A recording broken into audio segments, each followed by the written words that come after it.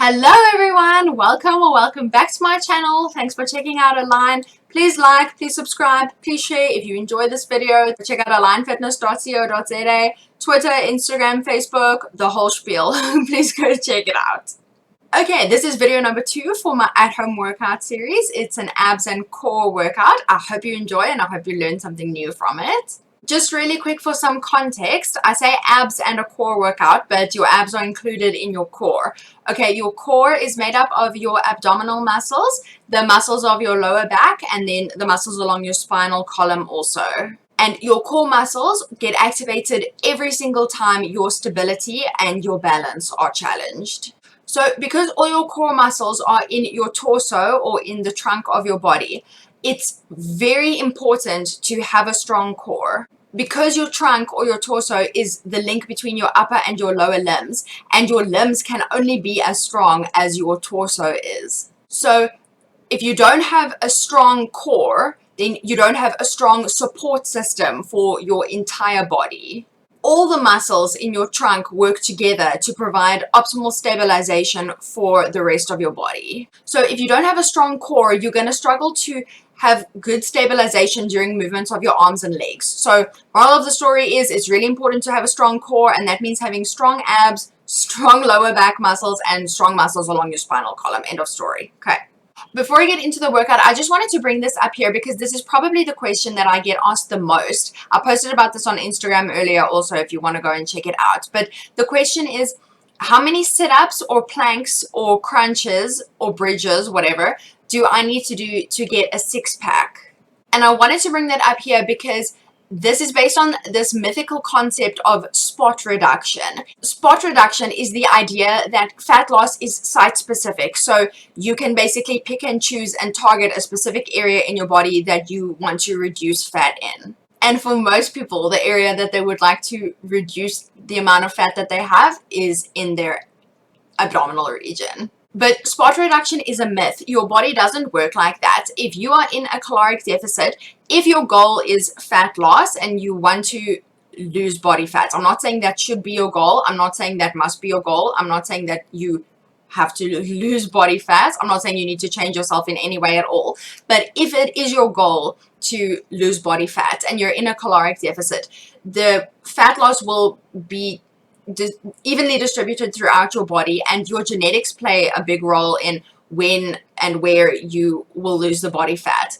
So that's a good thing, but for some people I think it can be frustrating if they want to target a specific area, and as I say, for most people that's the abdominal region. So things like these vibrating ab belts and teas that burn belly fat, and topical fat reduction creams, like cream that you can rub on and it's supposedly going to burn body fat away. No, those things are fictitious. Those are promoted by people who are definitely trying to sell you something that is not going to work. So I just wanted to bring that up before we get into this workout, because it's not a case of, okay, I'm going to do this many mountain climbers and ab bikes and I'm not going to look at the nutrition component and then set myself up to be disappointed when my abs don't immediately start popping through.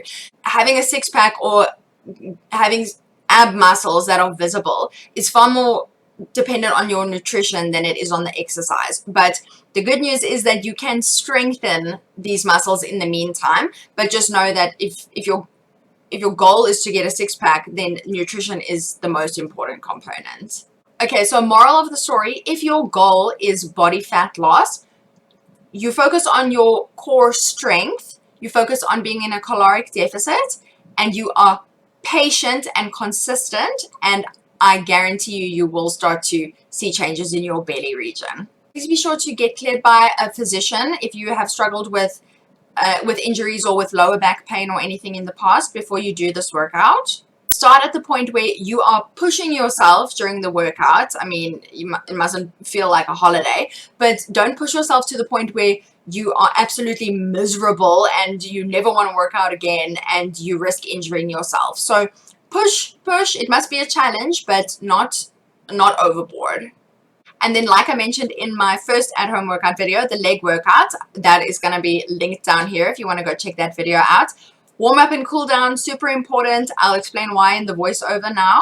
Correct technique is absolutely essential. It minimizes your risk of injury and it makes sure that you're targeting the muscles that you actually want to be targeting and working. Correct breathing is super important. I think especially with core exercises or with working on our abs, we sometimes forget to exhale, and so then the pressure kind of builds up and your face goes redder and redder. So just keep that in mind. Correct breathing, very important. And then the fourth thing is rest time between sets. This is a circuit workout, so you want to keep the rest minimal in between the different exercises. I'd say 15 to 20 seconds is enough time, same as in the leg workout. And you want to be doing about 12 reps per exercise. And if you try and do 3 to 4 sets, then you'll get in a very solid workout. If you need more time to rest, that's totally fine, just as long as you're pushing yourself at your level. Alrighty, let's jump right into it, but not too fast because we're still warming up. A warm-up is extremely important. It prepares you physically and mentally for your training session. It warms your body up by increasing blood flow to your muscles and increasing your overall mobility. So you want to do between 5 and 10 minutes of light cardio, like skipping or jumping jacks or high knees, butt kicks, a combo of all of these. Anything that raises your core body temperature and gets you very lightly sweating or just on the verge of sweating. So for ab bicycles, you want to lie flat on your back with your head raised a little bit, hands behind your ears, knees bent so that your thighs are at a 90-degree angle to your hips. You want to engage your abs, then extend your right leg in front of you while bringing your left knee in towards your chest. And then you want to bring your right leg back in towards your chest and extend your left leg, so you just alternate. This forms that pedaling motion between your legs as you switch one between the other. Remember that as your right leg extends, your right elbow reaches towards your contracted left knee. And remember, you want to keep your back flush with the floor or the mat you're lying on, so flat against it. If your back starts arching up off the floor, then just lift your legs higher. For mountain climbers, you want to start in a straight arm plank position with your arms a little bit wider than shoulder width apart, with your body weight above your hands. Then keeping your left foot on the floor, you bring your right knee in towards your chest while contracting your abs and keeping your back straight and maintaining the position throughout the rest of your body. Then you slowly extend your right leg, place your right foot back on the floor, and then you repeat with your left leg. And you can up the tempo for this if you want to get more of a cardio blast workout. For straight leg sit-ups, you want to start flat on your back with your arms straight above your head and your legs straight with your heels against the floor.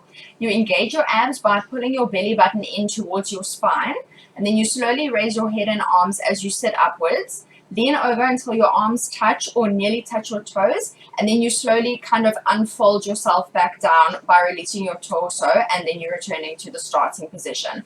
And don't forget to exhale on these when you are coming up.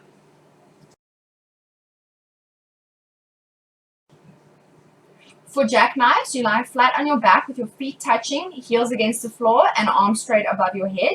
You engage your abs again, keep your feet touching while contracting your abs, and then you bring your legs straight upwards towards the ceiling while simultaneously bringing your head and torso up towards your feet. You squeeze tightly, pause for a second, and then slowly unfold your arms and legs down to the starting position again. Okay, scissor kicks. These are a fun one. Lie flat on your back with your arms at your sides and your legs extended. You engage your abs again and you raise your legs so that they're at a 45-degree angle to your hips. Then you create this scissor motion with your legs by raising one towards the ceiling while lowering the other, and then you alternate. Okay, standard crunches. You lie flat on your back on the floor with your knees flexed, feet hip width apart. Cup your hands behind your neck and be careful not to strain it. You engage your abs and you lift your shoulders off the floor. Hold for a second and then lower yourself back down to the starting position. And you can increase resistance for this exercise by holding a bag of veggies or a weight plate or whatever you have at home. Then for crossover crunches, you start in the same position and engage your abs in the same way by pulling your belly button in towards your spine. Lift your shoulders off the floor. But you bring your right elbow across your body towards your left knee. You hold that for a second, and then you lower yourself back down to the starting position. You want to repeat this 12 times to each side and then switch over. Reaching V-ups really target your lower abdominals, which is great because those can be quite difficult to get to. So what you want to do is lie with your back against the floor, arms above your head and your legs extended. Then you engage your abs by pulling your belly button in towards your spine. Keep your feet together, contract your abs, and then bring your arms forward while you're bringing your knees in towards your chest. You squeeze tightly and then you slowly unfold back to the starting position. And if your back isn't flush against the floor, if your back starts to arch, then just raise your legs slightly higher to make it easier. Good old planks or bridges, whatever you prefer to call them. You want to start with your elbows directly under your shoulders, your back straight, your legs straight, your feet hip width apart. You engage your abs, you squeeze your glutes nice and tight, keep your body in a straight line and hold that position for 45 seconds to a minute. And then side planks. These really work your oblique abdominal muscles or your side abs. Believe me, you will feel them. So you want to start with your right elbow on the mat directly under your shoulder. You face sideways with your left hand on your hip or your left hand extended towards the ceiling. Engage your abs. Lift your hips as high as you can. You want to be in a nice straight line and hold that position preferably for 45 seconds to a minute. And then you repeat this on the other side with your left elbow on the mat and your right hand on your hip or your right hand extended towards the ceiling. And again, you want to try hold this for 45 seconds to a minute. Longer if you can, but just do your best. If you find it tough to balance with one foot directly on top of the other, you can modify this so that one foot is directly in front of the other one, just so that you can maintain your balance more easily. And then the cool down. This lowers your body temperature and decreases your heart rate and flushes out waste products produced during the exercise. As a general rule, the more intense the main session was, the longer your cool down should be. Mobility stretching isn't necessary during the cool down because your joints and muscles will already be very nice and loose and mobile.